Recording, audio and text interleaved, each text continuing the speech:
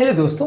अपने आसपास इंडिया में जब भी आप घूमते हैं तो लोग तोन या पॉट बेली के साथ घूमते हुए ज़्यादा दिखते हैं।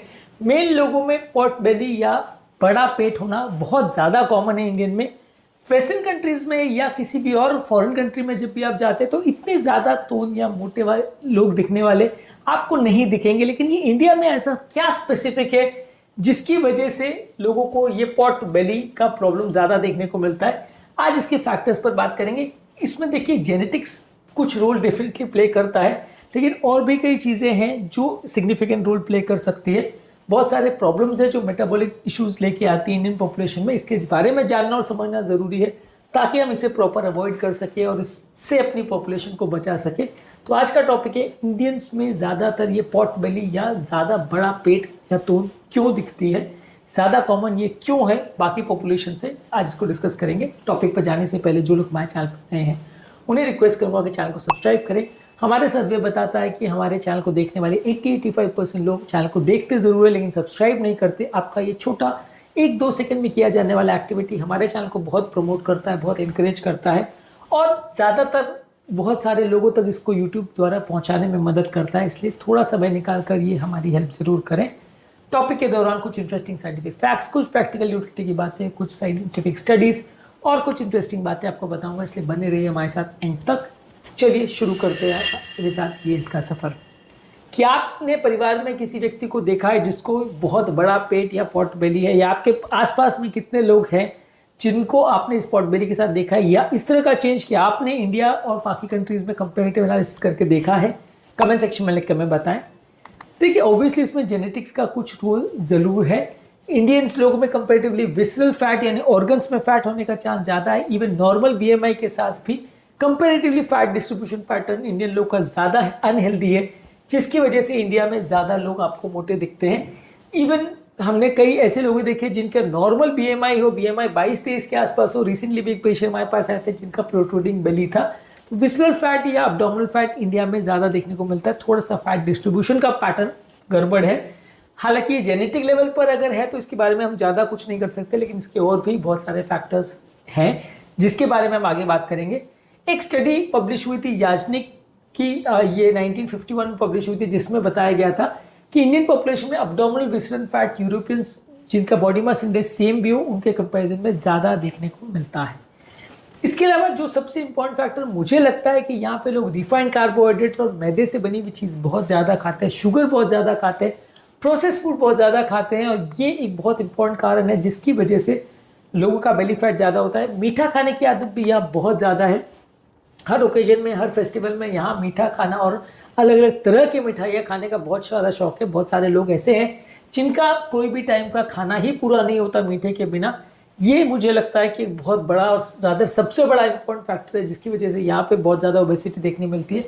कंपेरेटिवली आप बाकी क्विजीन्स को कंपेयर करें, बाकी जगह पे आप जब भी खाना खाने को जाते हो आप देखोगे कि वहाँ पे इतना ज़्यादा मीठे का ट्रेंड नहीं है कि हर खाने के बाद कंपल्सरी लोग मीठा खाते ही खाते हैं, या हर जगह ओकेजन में लोग एक दूसरे को मिठाई ही लेके जा सकते हैं। ऐसा यूजली बहुत सारे कल्चर में ट्रेंड नहीं है, पर हमने हमारे कल्चर में उस चीज़ को बहुत ज़्यादा डेवलप कर लिया। प्लस वेस्टर्न कंट्री से भी कुछ अनहेल्दी चीज़ें हमने सीख ली, जैसे केक काटना और हर चीज़ों को सेलिब्रेट करना हमारी प्रथा में नॉर्मली नहीं था, हर एनिवर्सरी और ओकेजन को सेलिब्रेट करना।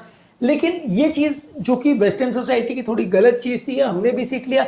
अब हर ओकेजन में चाहे ये डे हो, चाहे वो डे हो, चाहे एनिवर्सरी हो, चाहे बर्थडे हो, हर डेट में सेलिब्रेशन करने के हिसाब से साल में कम से कम 20-25 बार लोग केक काट काट कर उसको सेलिब्रेट करते हैं। और ऑब्वियसली अगर आप केक काट रहे हो तो खाना और सेलिब्रेशन और साथ में स्नैक्स तो हो ही जाते हैं। तो ये तरह के बिहेवियर्स हम बहुत जल्दी अडॉप्ट कर लेते हैं, और ज़्यादा मीठा खाना एक बहुत इंपॉर्टेंट फैक्टर है जिसकी वजह से वर्ल्ड में सबसे ज़्यादा डायबिटीज़ इंडिया में होता है और वर्ल्ड में सबसे ज़्यादा ओबेसिटी भी इंडिया उसमें इंक्लूडेड है। ये एक बहुत अनहेल्दी टैग है इंडिया के साथ, लेकिन सच है। इसी तरह से एक और इंपॉर्टेंट फैक्टर इस मामले में है कि यहाँ का लोगों का सेडेंट्री बिहेवियर है। लोग बहुत ज़्यादा यहाँ पे मेहनत का काम नहीं करते, बहुत ज़्यादा भागने दौड़ने का काम नहीं करते। जिम भी ज्वाइन करने वाले लोगों का परसेंटेज कंपेरेटिवली बहुत कम है। तो एक सेडेंट्री लाइफस्टाइल है। ज़्यादातर लोग डेस्क पर बैठे बैठे काम करना पसंद करते हैं, नहीं एक ही जगह पर बैठ के काम करते हैं। बीच में कहीं चलने को जा रहे हैं, कहीं एक्सरसाइज करने को जा रहे हैं। ऐसा फॉरेन कंट्रीज में आपको बहुत लोग मिलेंगे।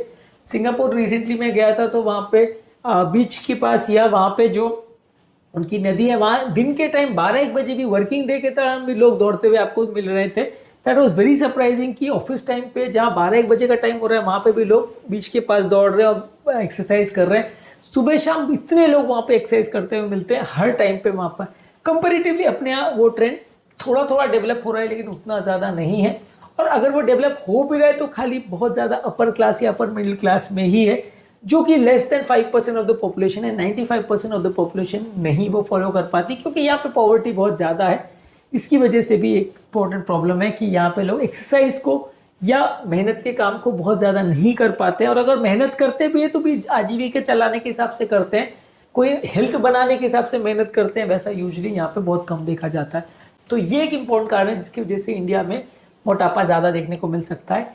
इसके अलावा इंडिया में डायबिटीज़ ज़्यादा है, और डायबिटीज़ का मतलब है कि इंसुलिन रेजिस्टेंस ज़्यादा होता है। इंसुलिन रेजिस्टेंस में एक नेचुरल टेंडेंसी हो जाती है कि पेट पर फैट बढ़ता है। तो ये भी एक इम्पॉर्टेंट कारण है कि जितना ज़्यादा इंसुलिन रेजिस्टेंस उतना ज़्यादा ओबेसिटी और उतना ज़्यादा पेट पर फैट।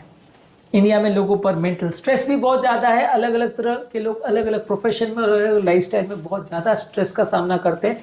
जितना ज़्यादा स्ट्रेस होगा उतना ब्लड में कॉर्टिसोल लेवल बढ़ेगा, इतना फैट डिपोजिशन पेट पर ज़्यादा होगा। कॉर्टिसोल बेसिकली सेंट्रल ओबेसिटी का इंपॉर्टेंट कारण हो सकता है। जितना ज़्यादा मानसिक तनाव हो उतना ज़्यादा ये बॉडी में सिक्रीट होता है, उतना ज़्यादा वो आपका मोटापा बढ़ाता है। रिसेंटली हमारे यहाँ पे एक 40-year-old फीमेल आई थी जो ऑफिस स्ट्रेस की वजह से रिसेंटली बहुत ज़्यादा तनाव से गुजर रही थी, और इसकी वजह से उनका मोटापा बढ़ गया था और वो सेंट्रल ओबेसिटी डेवलप हो गई थी। वेट गेन बहुत ज़्यादा नहीं हुआ था, लेकिन मोटापा बढ़ गया था। तो इस तरह के पेशेंट्स भी हमारे पास आते हैं जहाँ पर मोटापा या पेट देखने को मिलता है स्ट्रेस की वजह से। इसके अलावा पेट के नेचुरल बैक्टीरिया अगर डिस्ट्रॉय हो जाए तो इसकी वजह से भी आपका मोटापा या सेंट्रल ओबेसिटी बढ़ सकते हैं। यहाँ पे कंपेरेटिवली लोग हाई कार्बोहाइड्रेट और हाई इन्फ्लेमेशन करने वाले डाइट बहुत ज़्यादा खाते हैं। इस गट माइक्रोबियल फ्लोरा पर बहुत ज़्यादा फोकस नहीं है। इसकी वजह से भी मेटाबॉलिक हेल्थ कॉम्प्रोमाइज़ होती है और विसरल फैट ज़्यादा होता है। इसके अलावा यहाँ पे कंपेरेटिवली स्लीप रिलेटेड प्रॉब्लम्स भी बहुत ज़्यादा है। जितना ज़्यादा स्लीप आपका कॉम्प्रोमाइज़ होता है उतना सेंट्रल ओबेसिटी ज़्यादा देखने को मिलती है। स्लीप के लिए ट्रीटमेंट लेने में भी लोग अक्सर बहुत रेजिस्टेंट होते हैं, और ज़्यादातर लोग को लगता है कि स्लीप की प्रॉब्लम नॉर्मल है, उसके लिए कोई टेंशन लेने की ज़रूरत नहीं है। 2-4 घंटे भी सो रहे तो भी कोई दिक्कत नहीं है। लोग रियलाइज़ नहीं करते कि कितनी सारी बीमारियां उससे रिलेटेड होती है। इसलिए स्लीप के बारे में भी यहाँ पर फोकस कम है, और बहुत ज़्यादा पेशेंट्स हमारे ओपीडी में आते हैं जिनको स्लीप रिलेटेड प्रॉब्लम्स होती है। इसके अलावा महीना आना बंद होने के बाद यानी पोस्ट मेनोपॉजल फीमेल्स में भी अक्सर मोटापा ज़्यादा देखने को मिलता है। बॉडी का एस्ट्रोजन लेवल्स कम होने की वजह से पेट पर फैट ज़्यादा देखने को मिलता है।